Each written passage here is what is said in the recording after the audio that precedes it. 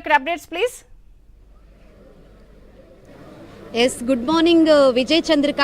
ఇక్కడ ఖైరతాబాద్ మహాగణపతి మరి కాసేపట్లోనే శోభాయాత్ర ప్రారంభం కానుంది. ఇప్పటికే ఇక్కడ భారీ వెహికల్ని కూడా ఏర్పాటు చేశారు. వెల్డింగ్ పనులైతే జరుగుతున్నాయి. ఇక్కడ ఘననాథుడు మరి కాసేపట్లోనే శోభాయాత్రకు బయలుదేరబోతున్నారు. ఖైరతాబాద్ మహాగణపతి అంటేనే హైదరాబాదీలకు ఒక విడదీయరాని బంధం ఉంది అని చెప్పవచ్చు.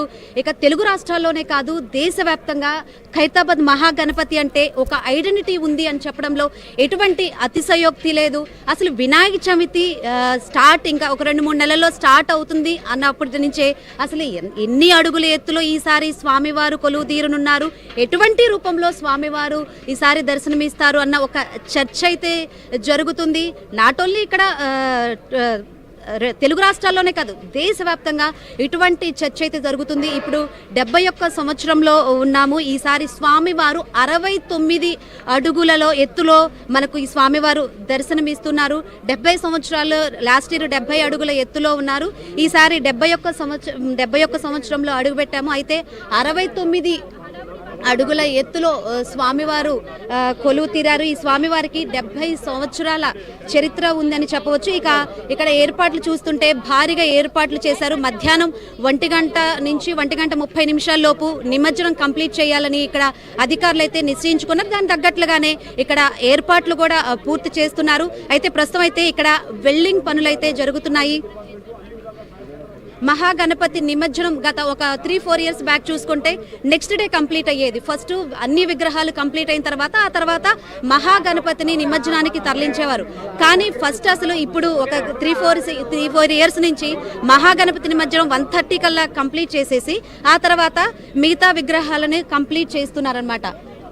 మొత్తంగా చూసుకుంటే మహాగణపతి నిమజ్జనం గనక కంప్లీట్ అయింది అంటే 50% వరకు కంప్లీట్ అవుతుంది అనే ఒక పోలీసులు అంచనాకు వస్తారు. పోలీసులు కూడా చాలా రిలాక్స్ అవుతారనమాట. సో ఆ నేపథ్యంలోనే ముందుగా ఖైరతాబాద్ మహాగణపతిని 1:30 లోపు కంప్లీట్ చేయాలని దాని తగ్గట్లు కసరత్తులు కూడా చేస్తున్నారు.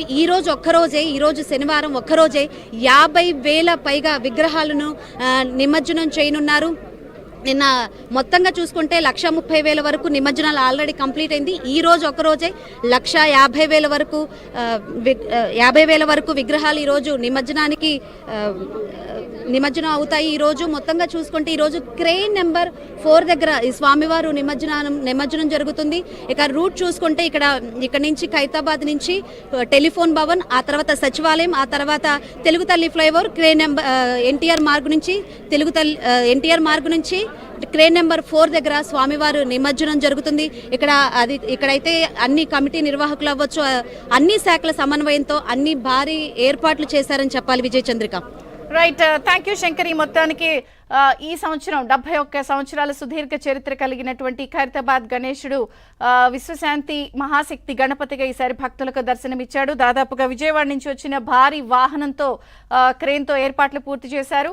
అలాగే ఈరోజు 6:30కి ప్రారంభమవుతుంది. మరి కాసేపట్లో ఇక తెలుగు తల్లి ఫ్లైఓవర్ దగ్గర అప్డేట్స్ అందించడానికి మా కరెస్పాండెంట్ నవీన్ కూడా ఉన్నారు. ఎందుకంటే ఇప్పటికే మొత్తం